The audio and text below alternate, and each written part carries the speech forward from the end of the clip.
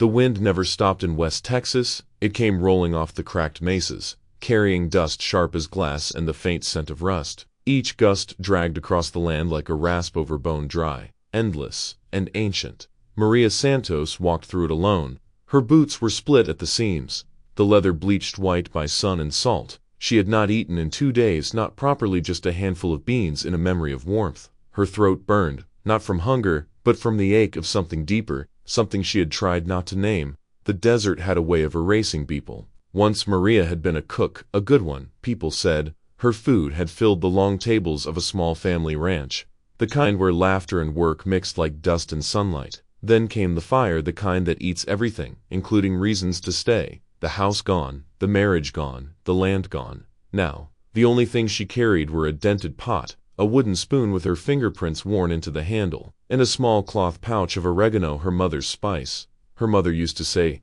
"Food is proof you still care to live." Maria wasn't sure she still did. By mid-afternoon, her shadow had disappeared beneath her feet, the sky turned the color of old coppa, and her breath came in shallow, dusty gasps. When she finally saw the town, it looked like a mirage, a few buildings slumped together, their windows hollow, their roofs sagging like tired shoulders. A wooden sign swung loosely from one hinged sandvane. The letters were almost gone, carved by sun and time. Maria crossed the empty street, her steps echoing off dead walls. A fountain stood in the square, dry, cracked, filled with brittle leaves and bones of small birds. A church bell lay fallen beside it, half buried in sand. The place smelled of metal and ghosts. She dropped her sack beside the fountain and sat. The silence was unbearable, too wide, too clean. It pressed against her chest until she had to do something, anything, to prove she was still here. Maria gathered a few pieces of driftwood, old boards from what might have been a porch, and built a small fire. Her fingers shook as she struck the match. The flame flickered, then steadied, trembling like her. She filled the pot with the last of her water, poured in a handful of beans, and watched them sink like stones. From the pouch, she took a pinch of oregano. The scent rose faintly into the air, earthy, green, and alive. It reminded her of a kitchen full of noise, her mother humming near the window, sunlight warming a pot of soup. For a moment, she could almost believe she was back there. Then the wind came again. It swept through the square, tearing her fire apart in an instant. Smoke clouded her eyes. Sparks died in the sand. Maria coughed and tried to shield the pot, but it was useless. The flame was gone. Her body folded on itself. She sat in the dust, shoulders shaking, tears cutting through the dirt on her face. The sound of her crying vanished into the wind, swallowed whole by the desert. When the sky began to dim, she stirred again. The beans were half cooked, the fire dead, but she ate anyway. It tasted like ash and memory. She looked around the square at the ghost buildings, the broken fountain, the lifeless windows. "So this is it," she whispered, her voice rough and small. "The end of the road." The sun fell behind the hills, painting everything in bruised light.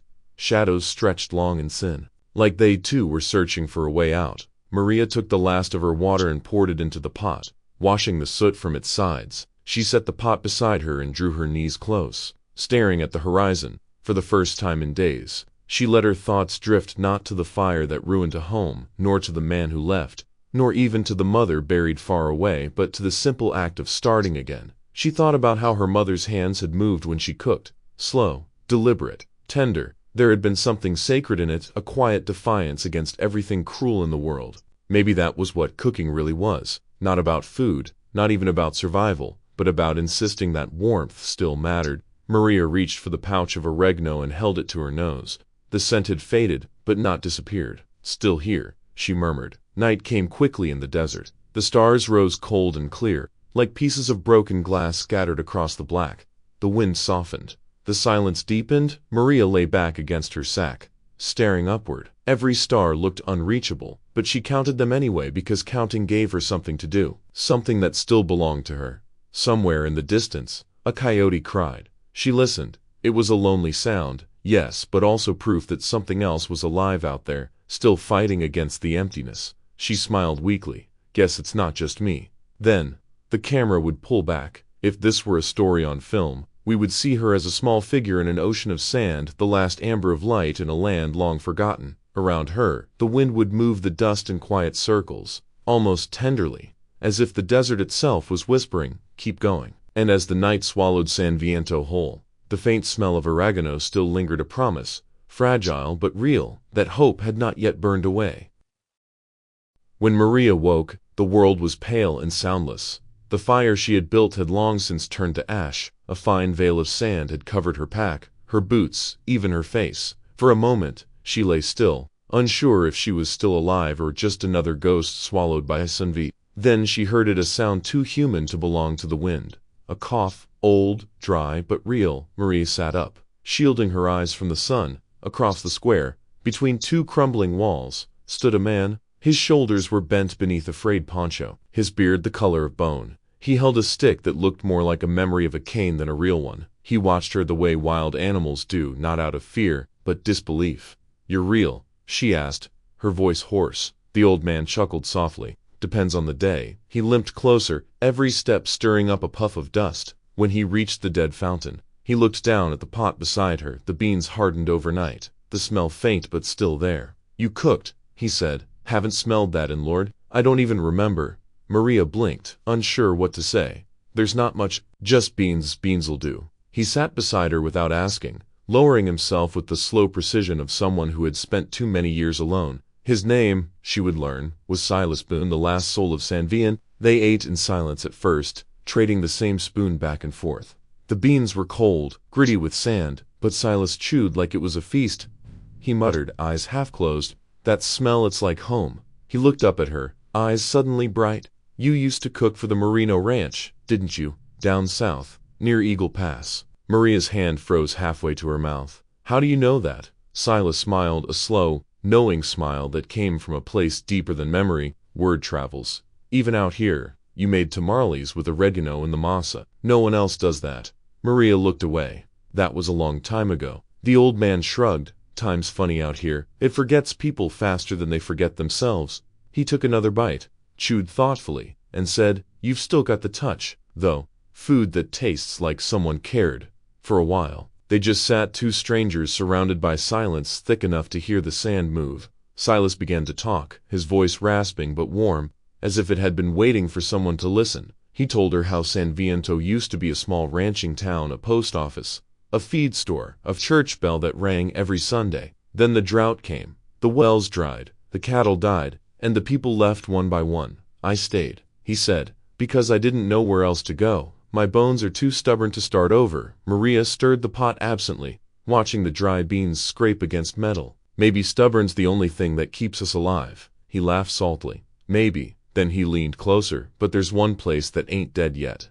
Out west about 30 miles from here, a ranch called Rancho Del Sol, still green. Somehow they say it's run by a man who doesn't smile much, but his land keeps growing. Don Mateo Alvarez." Maria looked up. "You know him?" "Not well. Just enough to stay away." "Why?" Silas rubbed his beard, thinking. War did something to him. He came back quiet, but not the peaceful kind. The kind that's always listening for something that isn't there anymore. She nodded slowly. She knew that kind of silence. Silas tapped the pot with his cane. "A man like that, he needs someone who remembers what warmth feels like, someone who can make a place smell like home again." Maria shook her head. "He doesn't even know me. Doesn't need to. Which just needs to taste your food." He looked down, then reached into his poncho and pulled something from an inside pocket, a small, folded handkerchief, yellowed with age but neatly kept. The edges were hand-stitched with the faint outline of letters. A-S-P-A-A-R-R Esperanza R. Esperanza, Maria whispered. "Hope," Silas nodded. "Belonged to my wife. She'd have liked you." He placed it carefully in Maria's hands. The cloth was warm from his body, soft despite the years. "Take this," he said. "Give it to Don Mateo. Tell him you don't have much to offer, only that you know how to cook. He'll understand." Maria stared at the cloth as if it were a living thing. "I can't take this from you." "You can," Silas said firmly, "and you should. Things only mean something when they keep moving." They sat together until the sun reached its highest point, bleaching the world white. Silas told her a few last things about the road to Rancho Del Sol, about the riverbed that cut through the desert like a scar, about the wind that always changed direction at dusk. His voice began to trail off, and Maria could see he was tiring. When she offered him the rest of the beans, he waved them away. "Keep it. You'll need it more than I will." He rose slowly, leaning heavy on his stick. "Where will you go?" Maria asked. He looked around at the empty square, at the buildings that had forgotten their own names. "Nowhere. I'm already there." Before he left, he turned back once. "You light a fire again tonight," he said. "Doesn't matter if it stays lit or not. Just light it. The desert's always watching it, notices the ones who still try." Maria wanted to say something, thank you, goodbye, something, but the words tangled in her throat. He gave a small nod, then started down the street, his figure shrinking into the glare until he was nothing but a shimmer in the heat. Maria sat for a long time, holding the handkerchief. The stitched word Esperanza caught the sunlight like a secret. For the first time in years, she felt something stir beneath the dust inside her, not joy, not even peace, but a kind of quiet direction. She folded the cloth carefully and slipped it into her pocket. Then she looked west toward the horizon, toward the invisible ranch where a broken man and his land still breathed, and whispered, almost to herself, "All right, I'll try." The wind rose again, warm and restless, carrying with it the faint scent of oregano and ash. Somewhere beyond the desert, hope was waiting, stitched into an old man's handkerchief and a woman's trembling hands. The bus was older than the road it rode on. Its metal shell groaned with every mile, its windows filmed with the red breath of the desert. Inside, Maria sat near the back, clutching her pack between her knees. But heat was unbearable. Sweat pooled at her collarbones, soaked through her shirt. Each time the bus hit a bump, her teeth clicked together. Outside, the world was nothing but an ocean of sand and scattered bones of mesquite trees. The sky stretched forever, merciless, white, heavy with light. The driver didn't speak. The radio had died long ago. The only sound was the rattle of the bus and the steady rhythm of the wheels crushing dust. Maria pressed her palm against her pocket, the faint outline of Esperanza beneath her fingers. It steadied her heartbeat, like a small, warm pulse of its own. By noon, the bus gave up. The driver pulled over without a word, lifted the hood, and stared into a cloud of steam as if it were a bad omen. After a few minutes, he turned and shrugged. "This is as far as she goes." Maria stepped off, her boots sinking into the hot sand. Ahead, the land shimmered in heat waves, emptiness and horizon melting into one. "How far to Rancho Del Sol?" she asked. He scratched his neck. "Maybe 20 miles west, maybe more. Depends who's asking." Maria nodded, thanked him, and started walking. He watched her for a while before muttering, "Crazy woman," and disappeared into the shade of the bus. The desert didn't care. It didn't cheer her on, didn't warn her, didn't offer mercy. It only existed, vast and patient, waiting to see if she'd make it through. By afternoon, her lips had split. Her canteen was almost empty. She found a patch of shade under a dead Joshua tree and sat, her breath shallow. The wind was hot, like breath from an open furnace. She took out the handkerchief, unfolded it carefully. The stitched word caught the sunlight. Esperanza, hope. Maria laid it over her lap, as if to shield her from the heat. She closed her eyes, and that's when the memories came. Her mother's kitchen, the smell of onions frying in oil, the sharp sweetness of oregano. Her mother's hands, calloused but graceful, moving between pots and bowls. "Taste first, always taste," her mother would say. "You can't feed people if you don't understand what they're hungry for."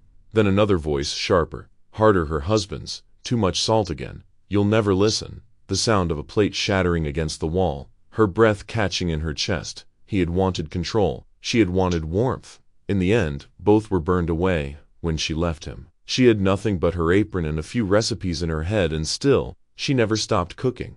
Cooking was the only thing that stayed when everything else disappeared. Maria woke to dampness, the kind that falls without warning in the desert. Her body aches from the cold now, the kind that bites after the heat leaves. She gathered dry sticks and scraps of brush, struck her lighter, and coaxed a small flame to life. The fire's crackle sounded like company. From her bag, she pulled a dented pot, poured in the last bit of water, and tossed in a handful of rice and beans. The fire smoked more than it burned. The meal came out half raw, half ash. But she ate it slowly, as if it was sacred. The stars above her were endless, sharp and cold and close enough to touch. Somewhere far off, a coyote howled. Maria looked up at the night sky, her lips trembling. "If you're still out there, Silas," she whispered. "I lit the fire," the wind answered, carrying a single ember into the dark. The next day she walked again. Her legs felt like sandbags. The horizon refused to move, but every few steps, she pressed her hand against her pocket. Esperanza?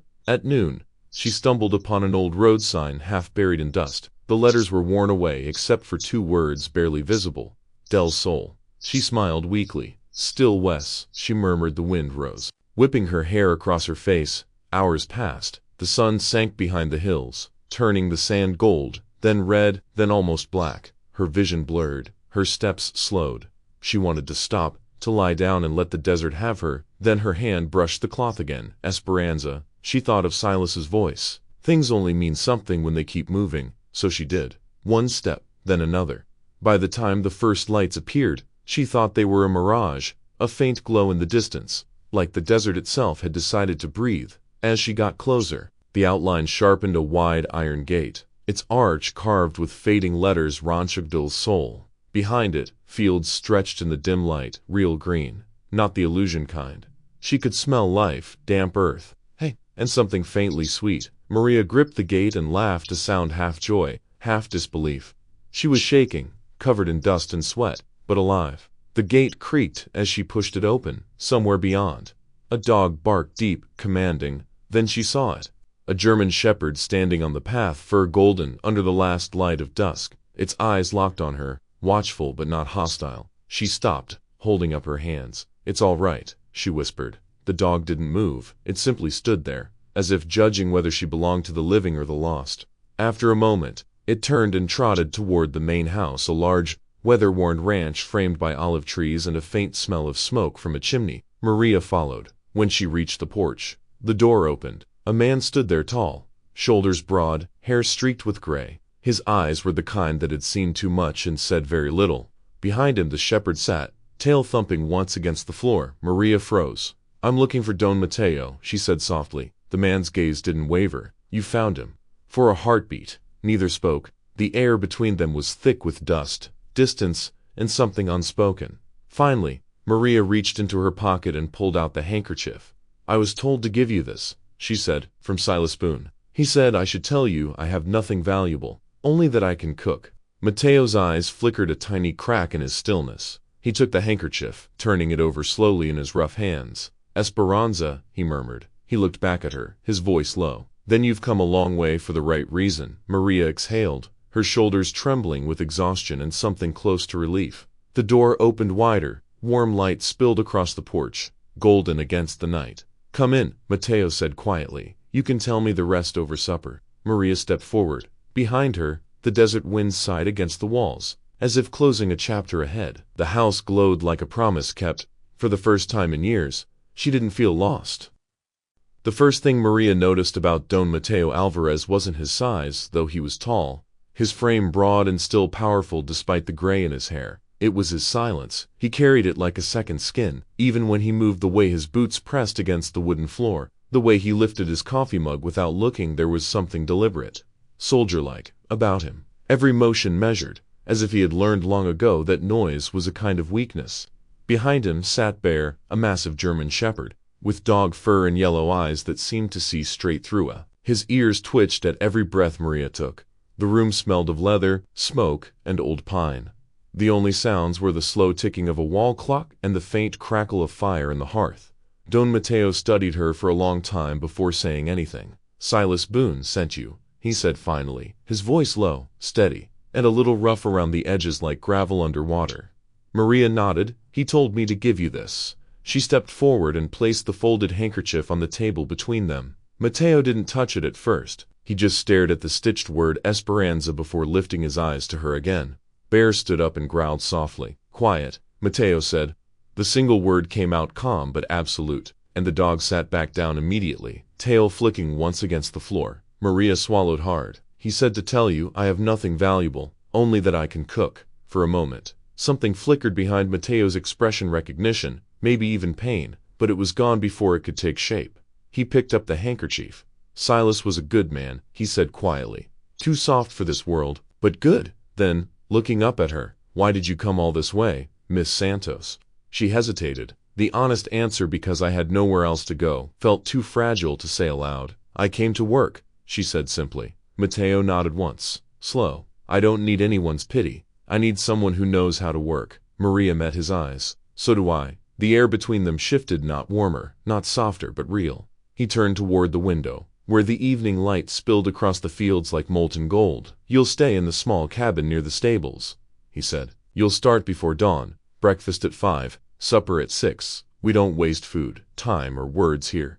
She nodded. "One day," he added, turning back to her, "if your cooking's no good, you'll be gone before sunrise." Maria's mouth twitched, not quite a smile, but something close. "Fair enough." Bear huffed from the corner, head resting on his paws, eyes never leaving her. Mateo led her outside.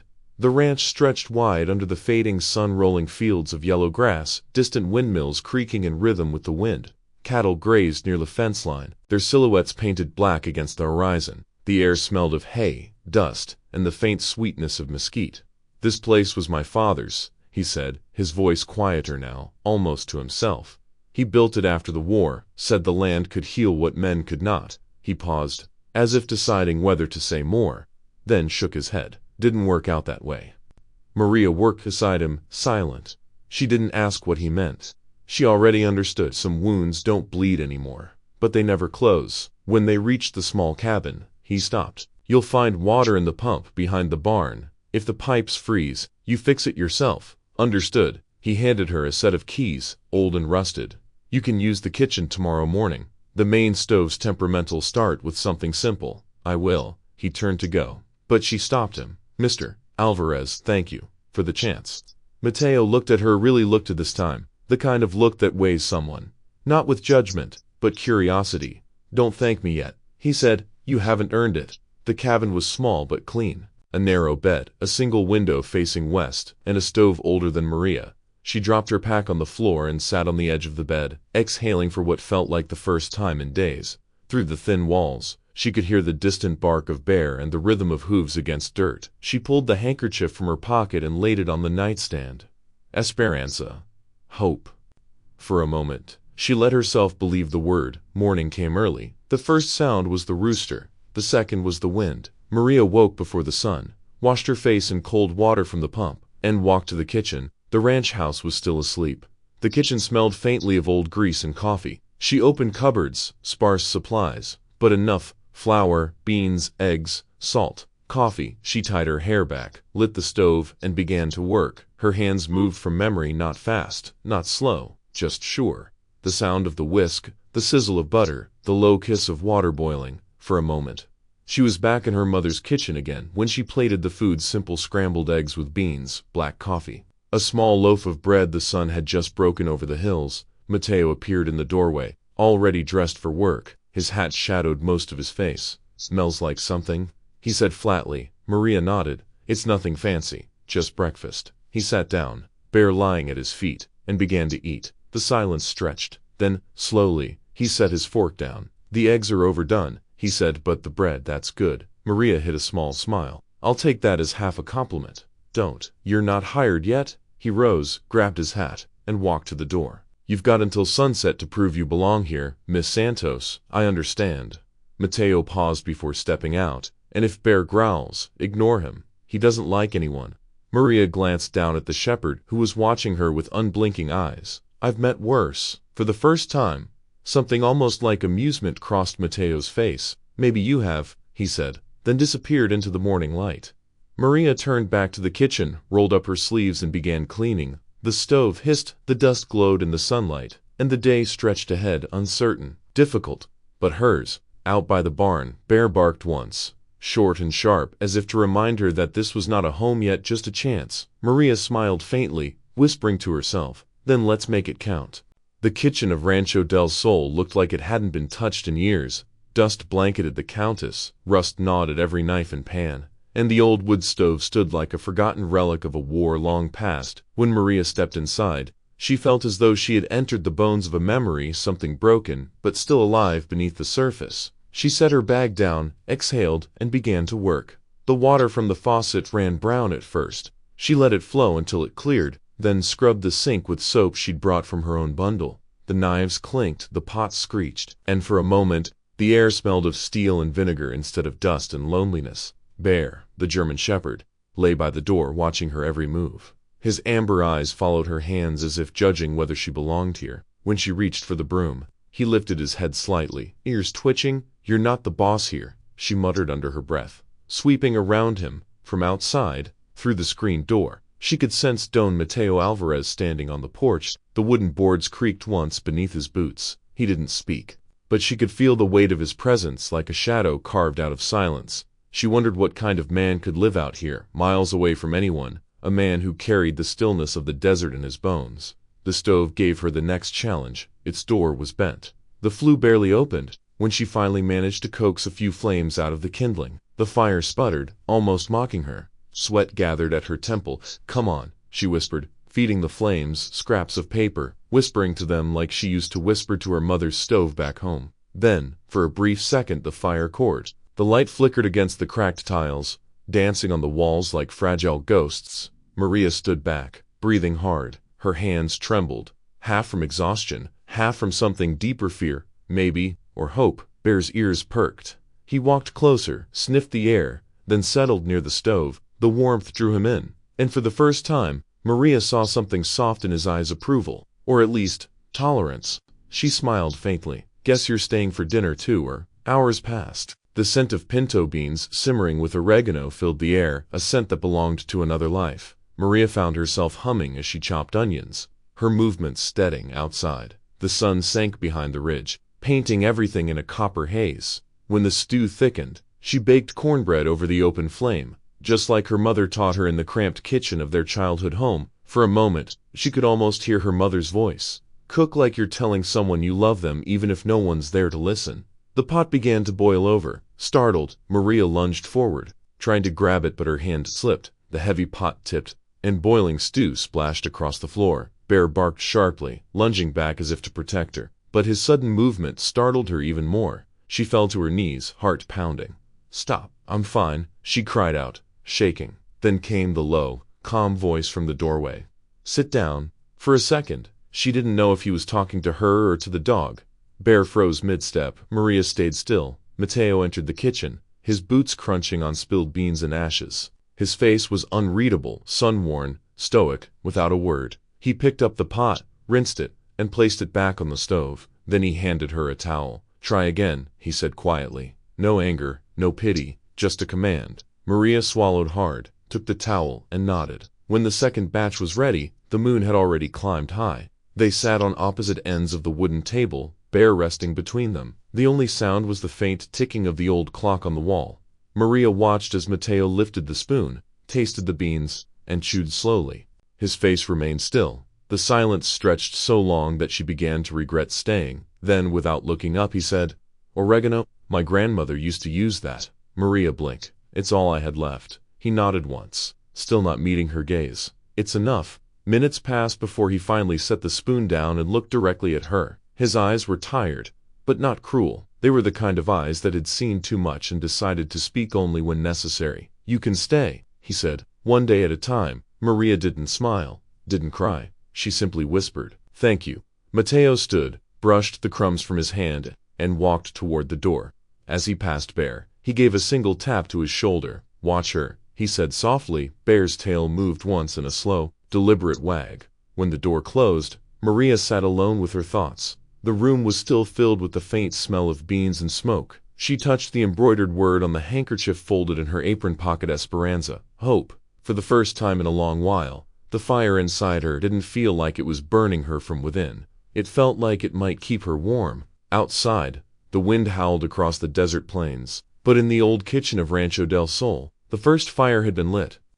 The sun rose early over Rancho Del Sol, spilling gold across the endless fields of dry grass. Each morning Maria woke before dawn. She would tie her hair back, pull on her worn boots, and light the stove before the roosters even stirred. The kitchen, once a graveyard of rust and dust, had begun to breathe again, filled with the quiet rhythm of her hands and the soft sounds of Bear's paws on the floorboards. Her days fell into a pattern, though no one had spoken of it. She cooked for the workers, 6 men who rarely said thank you, but always cleaned their plates. She washed the dishes, mended the garden fence, planted herbs near the porch where the soil was still good. When she watered them in the evenings, the smell of wet earth mingled with smoke and rosemary, and every so often, from the distance of the stables or the far fence line, she would feel his eyes on her. Don Mateo Alvarez never interfered. He gave no orders, no praise. He simply watched. Sometimes he stood beneath the windmill, his broad shoulders against the horizon, arms crossed. Other times, she'd catch him leaning on the porch post, expression unreadable. It was not the gaze of a man judging, it was the gaze of someone measuring silence.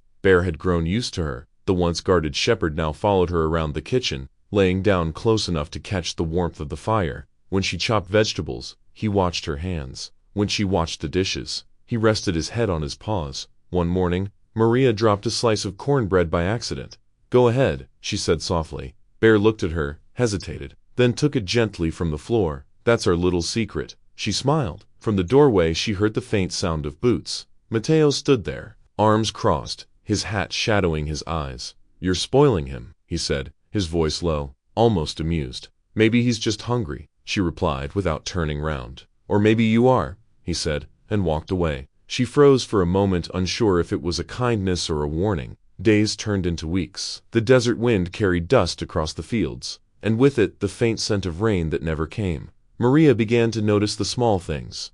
How Mateo would limp slightly after long hours on horseback. How Bear barked at thunder but never at lightning. How the walls of the house were covered with faded photographs, none newer than 10 years old. In one, a young man in uniform smiled beside a helicopter. His arm was around another soldier, faces blurred by time. She never asked, until one evening, the workers had left for the night. The ranch was quiet except for the faint hum of cicadas and the crackle of firewood in the stove. Maria stepped outside to empty a basin of water, and there he was, Mateo, sitting shirtless on the porch steps, cleaning his rifle. It wasn't the weapon that caught her breath. It was the scar. A deep, twisted line ran across his left shoulder and down to his chest. Like a river carved by violence, it looked old, but the skin around it was still uneven evidence of a burn that had once nearly taken him. She hesitated, the basin still in her hands. What happened? She asked quietly. He didn't look at her a long time ago. You were in the war. He nodded once. I was supposed to come back with 7 men. Only one made it home. She set the basin down. You saved him. He gave a small, humorless laugh. If you call dragging someone out of fire saving. There was a pause. The wind moved across the plains like a whisper. Maria stepped closer, her voice trembling. Do you ever regret surviving? For a long time, he said nothing. His hands stilled on the metal. Bear lifted his head, sensing something shift between them. Then Mateo finally spoke, his voice quiet, but every word weighed down by truth. Only when I forget why I did. He looked at her, then really looked. His eyes were neither hard nor soft, but deeply human. The kind of eyes that carried ghosts but still chose to stay among the living. Maria swallowed. And do you remember now? He turned back to the desert, watching the horizon fade into dusk. Some days, not all. She didn't reply. Instead, she walked back inside and began to tidy the kitchen. Through the window, she saw the last light of the sun resting on his shoulders, painting the scar gold. That night, she couldn't sleep.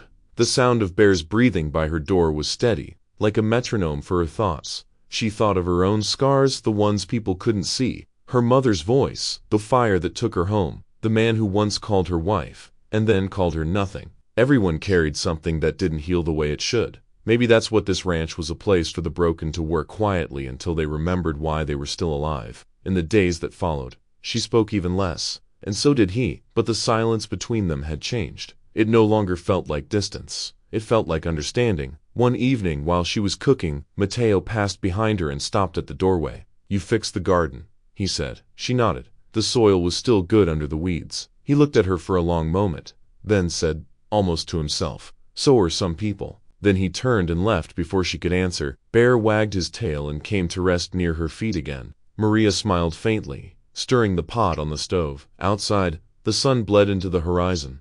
Inside, the small kitchen glowed with quiet life.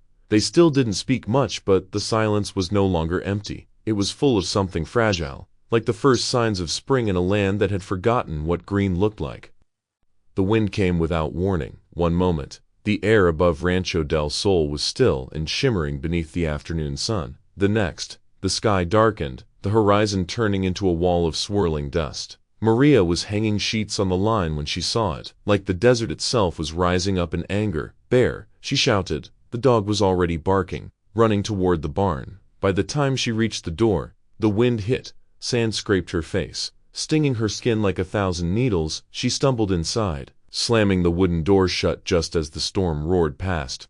A beast made of dust and rage. From the cracks in the walls, fine sand poured in, covering everything in a pale film. The sound was deafening, like the earth itself was screaming. Maria pressed her back against the door, breathing hard. Bare wind beside her, fur coated with grit, and through the storm's howl, she heard shouting from outside, the workers trying to secure the stables, the sound of wood splintering, a beam cracking somewhere in the distance. Then, silence, the kind of silence that only comes after something is broken. When the storm finally passed, Half of the ranch looked as though it had been buried alive. The storage shed where they kept the grain and tools had partially collapsed. The roof had caved in, one wall torn away completely. Maria and the workers rushed to clear debris. The air smelled of dust and metal. Her hands were shaking, bleeding from splinters. "Stay back," one of the men told her, but she shook her head and kept lifting. Somewhere behind her she heard Mateo's voice, low but commanding, shouting orders. The tone carried the weight of a man who had shouted like that before, not at storms,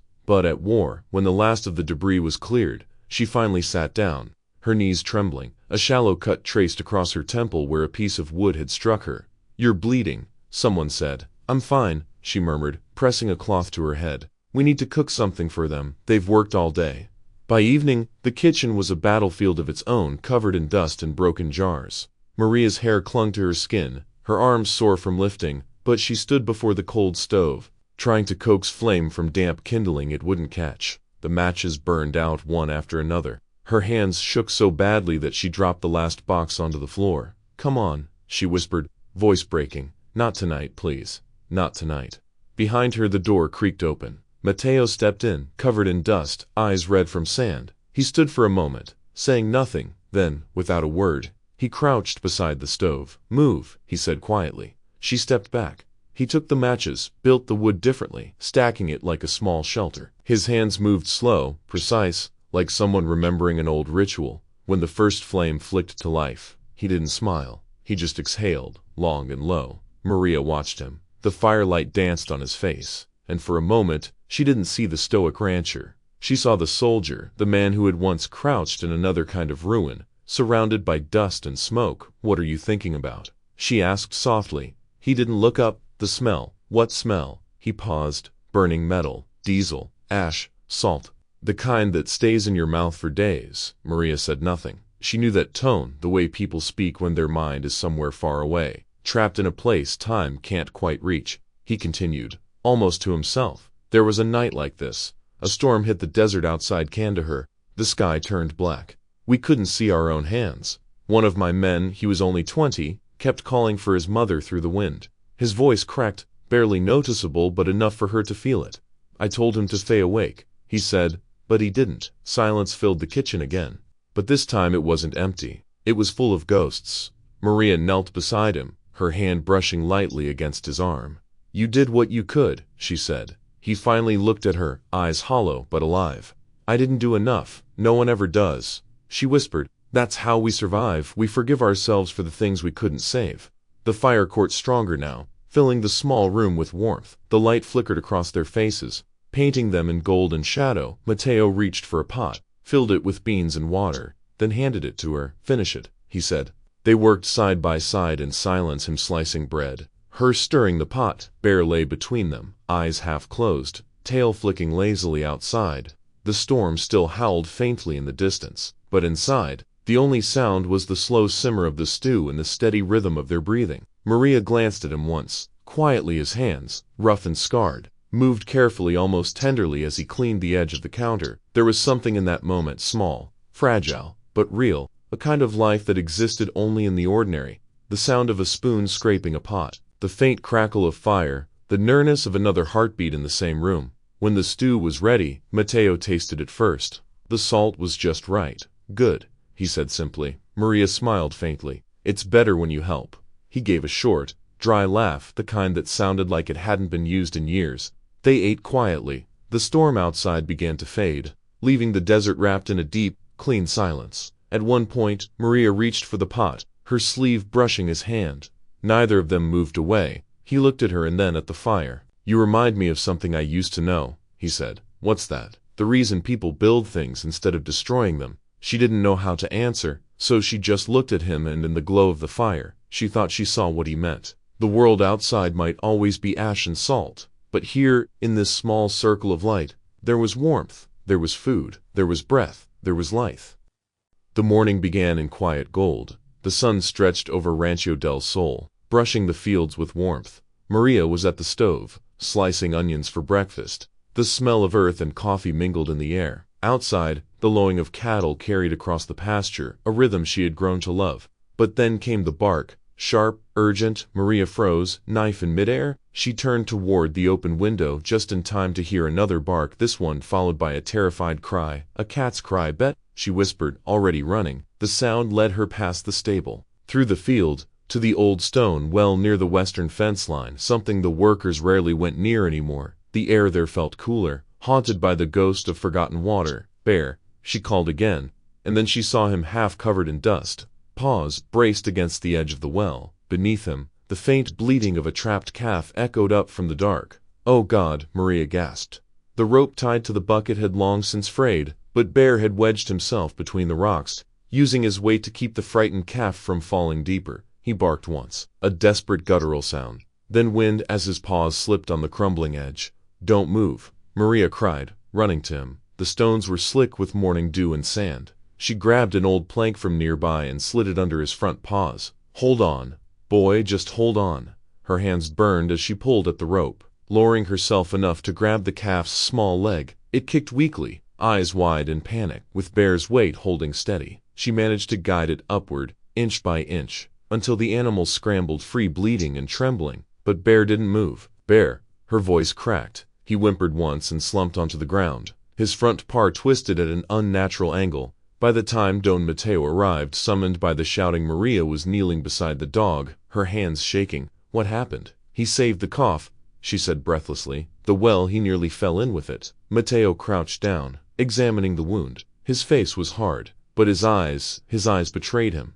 Stupid mutt, he murmured, then quieter. You never learn, do you? Bear wagged his tail once, weakly, and rested his head against Mateo's boot. Let's get him inside, Mateo said. In the kitchen, Maria cleaned Bear's leg with warm water and a strip of cloth. The dog lay still, breathing heavily, his fur damp with sweat and dust. Mateo stood in the doorway, silent, arms crossed. When she touched a deeper cut near the paw, Bear flinched. I know, it hurts, she whispered. You're a brave boy. It'll be all right. Mateo's voice came from behind her. He's been through worse. Maria glanced up. In the army. He nodded once. Iraq, 2007. He leaned against the wall, his gaze drifting far away, like he was seeing through time. There was an explosion, he said quietly.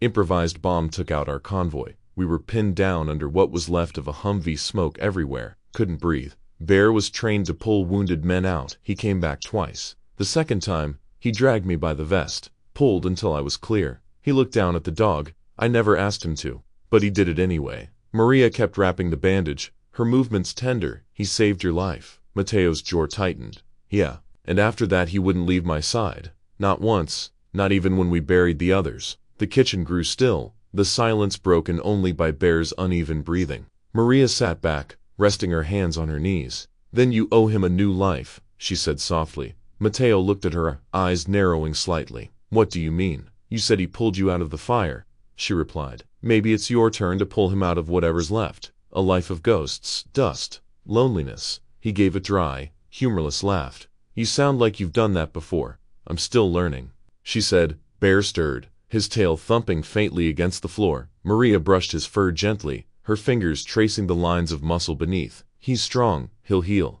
she whispered. Mateo crouched beside her, his expression softening. He always does. Their shoulders brushed as they sat together on the worn tile floor. For a while, neither spoke. The light from the window fell in narrow stripes across the room, catching the faint dust in the air. Finally, Mateo broke the silence. You ever wonder why some of us make it out, and some don't? Maria didn't look up. All the time, he nodded slowly, eyes fixed on the dog. You try to find meaning in it, but sometimes there isn't any. You just keep breathing.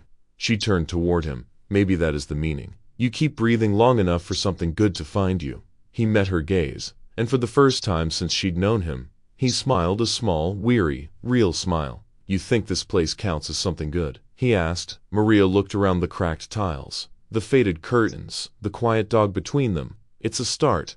They spent the rest of the afternoon caring for Bear. Maria brewed broth, and Mateo fed it to him with the gentleness of a man who once knew violence too well. When Bear finally fell asleep, Mateo stood, stretching his sore back. You've got a way with fire and with animals, he said. Maria looked up from where she sat. You've got a way of hiding kindness under all that dust. He chuckled, low and rough. Maybe, or maybe I just owe too many debts to count. She tilted her head, smiling faintly. To Bear, he glanced toward the sleeping dog, to him, to the men who didn't make it, to the land that still lets me stay here. Then, after a long pause, he added, and maybe now, to you. Maria blinked, caught off guard. Me, for keeping the fire alive, he said simply. She looked toward the stove where the pot of broth still simmered, the scent of salt and herbs rising through the air. You mean this fire? No. His eyes softened. The one that keeps us breathing. Outside, the desert wind had quieted. The old well stood silent in the distance, its stones glinting under the fading sun. Inside, Bear snored softly, the sound steady and warm, and for the first time, Don Mateo and Maria sat together in peace, not as employer and worker, not as strangers bound by survival, but as two souls who had both been saved, in their own quiet ways, by the same fire. Spring crept back to Rancho Del Sol quietly, almost shyly, like something afraid to hope again. The earth at once cracked beneath their boots had softened. New shoots of green stretched toward the sun, trembling in the breeze. The well, once dry, now caught the morning dew, and for the first time in months, laughter began to echo faintly from the courtyard. Maria stood near the old kitchen doorway, her apron dusted with flour. A pot of simmering stew bubbled behind her, steam curling upward and carrying with it the rich scent of oregano and roasted garlic. That smell, the smell of life returning. Workers had begun to return, one by one. Faces she barely recognized rode up on horses or trucks, carrying their tools and tired eyes. The ranch had always been Don Mateo's alone, heavy with silence and the weight of old wars. But now, it was beginning to breathe again. "Buenos dias, Senora Maria," one of the men called as he passed with a bucket of feed. Maria turned, smiling faintly. "When is the Escalasa's breakfast? Will be ready soon. Make sure everyone eats before the sun gets too high." "Jess." "La Senora del Fuego," it teased, tipping his hat. She froze at the nickname, then laughed softly. The others had started calling her that, the woman of fire, after she'd begun cooking for them every morning. At first it was a joke, but the name had stuck. Fire was warmth. Fire was life, and somehow, fire had brought them all back. Don Mateo didn't join the meals. Not at first. He'd stand by the barn or the far edge of the field, his hat, low eyes hidden in shadow, watching, listening. The soldier's stillness never really left him. He moved like a man trained to measure every sound, every distance, every breath. But sometimes, just sometimes, Maria would look up from stirring the pot and catch him watching. Their eyes would meet across the yard. Neither would speak, but the silence between them carried more than words ever could. By mid-morning the ranch smelled alive. The air was thick with dust, hay, and oregano. That scent drifted everywhere through the open windows, along the stables, across the growing fields. Maria had started drying the herbs in bundles near the kitchen wall. She said it reminded her of her mother's garden. Back in Oaxaca, she used to say oregano was the smell of healing. She told the workers one day, while showing them how to cook. The men listened quietly, like schoolboys. "First, the onions," she said, dropping them into the pan, "then garlic. Never too soon, never too late. Everything has its moment, like people." The youngest worker, Diego, laughed. "And when's my moment, Senora?" She grinned. "When you stop burning the rice." The group erupted in laughter. The sound carried through the open courtyard, bouncing against the adobe walls, an echo of something the ranch hadn't heard in years. From the stables, Bear lifted his head and wagged his tail. Later that afternoon, when the men had returned to work, Maria stayed behind to clean. The sun filtered through the window, golden soft. She was rinsing the pots when she felt it, the faint shift in air that told her someone was near. She turned. Don Mateo stood in the doorway, silent as always. "You could join us next time," she said, drying her hands. "They'd like that." He shook his head slightly. "They don't need me for that." "But you're the reason they came back," she replied. "They respect you." He looked past her, toward the hanging herbs swaying in the light. "No, they came back because they smelled home again." Maria smiled. "Home smells like oregano now." He gave a faint, weary grin. "Could be worse." She stepped closer, brushing her hair behind her ear. "You haven't eaten all day." "I'm not hungry." She frowned. "You say that every day." "I mean it every day." There was a pause, one that stretched long enough for the wind to move between them, carrying the warm scent of herbs and soil. Then, slowly, Mateo reached out and touched the edge of the kitchen table. His fingers traced the grain of the wood. "Rough and familiar, this place," he said quietly. "Used to smell like smoke." "It still does," Maria said softly. "But now it's the kind that keeps people alive." He looked up at her. The lines on his face softened, the hardness in his eyes melting under the weight of her words. "Grossies," he said simply. "For what?" for lighting the fire again. That evening, as the sun dipped behind the hills, the ranch glowed with a soft amber light. Workers gathered outside, eating, laughing. Bear limped through the yard, sniffing the grass, tail high. From the kitchen window, the scent of oregano drifted once more across the fields, rising, spreading, settling into every corner of Rancho Del Sol, and for the first time, it didn't just smell like survival, it smelled like healing. The sun dipped low over Rancho Del Sol, painting the fields in strokes of gold and rust. Wind rolled through the tall grass, carrying with it the faint scent of oregano and smoke. Inside the old ranch house, laughter floated through the air, quiet, hesitant at first, then full. A long wooden table had been set under the open rafters, patched with age but polished clean. Plates clinked, voices murmured, someone strummed a guitar softly in the corner. It wasn't a grand celebration, just a small gathering of the people who had stayed, who had worked, who had chosen to build again. And at the heart of it all was Maria Santos, standing by the stove, stirring a pot of beans, the same recipe as the very first night. The aroma filled the room, warm, familiar, full of memory. When she turned, Don Mateo Alvarez was already seated at the head of the table, his posture straighter than usual, his hat resting beside him. The years weighed gently on his face now, not like a burden, but like something he had learned to carry. At his feet, Bear lay stretched out, tail thumping lazily against the floor whenever Maria's voice reached his ears. "Still watching me, old man?" Maria teased softly as she ladled the beans into bowls. Mateo's lips curved into a slow smile. "Old habits, hard to break. You mean the army ones or the stubborn ones?" "Both," she laughed, placing a bowl before him. "Then eat before it gets cold." The workers quiet, and as Mateo picked up his spoon, he took one bite, slow, deliberate, just as he had that first night she arrived. Steam rose between them, curling in the light. "This," he said finally, voice low, roughened by something unspoken, "is the same meal you cooked when you first came here." Maria nodded. "Some things shouldn't change."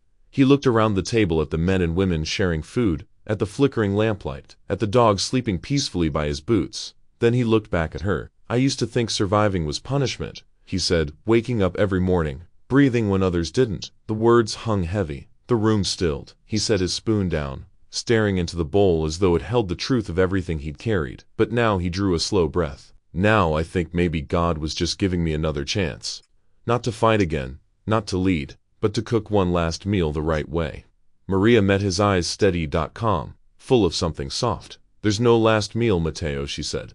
"Only the next one." He smiled faintly, the kind of smile that carries both gratitude and grief. "Then I hope the next one tastes just like this." As night fell, the courtyard glowed with lantern light. Music rose, laughter followed. Someone poured wine, someone else danced. Even Bear barked once, a deep, happy sound that made everyone turn and laugh harder. Maria stepped outside, watching them through the open door. The stars were bright over the desert, cold and sharp. She lifted her face to the breeze. It smelled of earth, of smoke, and that old faithful oregano. She closed her eyes, for the first time in years. She didn't see the fire that had taken her home. She saw the fire that had given her warmth. Behind her, Mateo joined her at the door, leaning quietly against a frame. "They're good people," he said. "They followed your lead." He shook his head. "No, they followed the scent." Maria smiled. "Of oregano, of hope," he said. The guitar strummed again. Inside, Bear trotted out, circling once before lying between them, tail brushing Maria's boot. The night was still, except for the soft crackle of the kitchen fire. That same flame that had once trembled, weak and frightened, now burned steady and strong. Far beyond the ranch, the desert stretched into silence, endless and golden beneath the moonlight. A breeze rose, stirring the ashes in the outdoor pit. The smoke drifted upward, carrying the faint aroma of beans and herbs, the scent of something lost and found again. In the ashes, there is still flavor, and in two souls once broken, there remains fire to share. The camera would pull back now, the ranch glowing warm in the darkness, a small flame against the endless desert.